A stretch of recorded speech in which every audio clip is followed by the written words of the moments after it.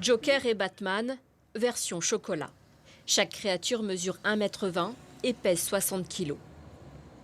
Une vitrine alléchante devant laquelle s'arrêtent admiratifs de nombreux passants. Bienvenue chez les Klein. Ici, on est chocolatier de père en fils depuis 3 générations. Paul est le petit-fils. C'est lui et ses élèves qui ont façonné les figurines exposées. Un travail minutieux qui a inspiré sa femme Clémence. Pour Pâques, elle a repris l'idée du masque du super-héros. Je suis partie d'un œuf, vous voyez la forme de l'œuf. Et ensuite, donc, l'idée, c'était de mettre un masque de Batman sur l'œuf. Et donc, pour le déguiser, j'ai été sculptée en chocolat. J'ai fait des rajouts avec du chocolat pour former le masque de Batman. Ensuite, on fait un moule, on fait en résine. Et ensuite, on fait un moule en plastique qu'on peut dupliquer à l'infini. À l'infini, grâce à cette machine venue d'Angleterre.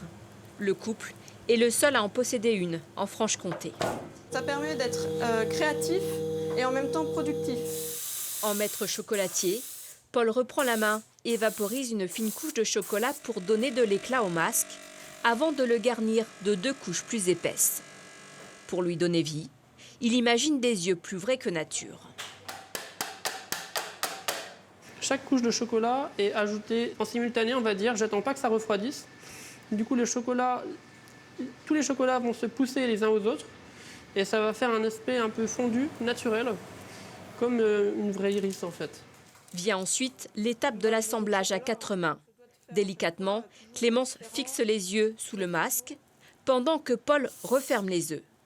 Et c'est ensemble, dans un dernier geste, que leur nouvelle création prend vie.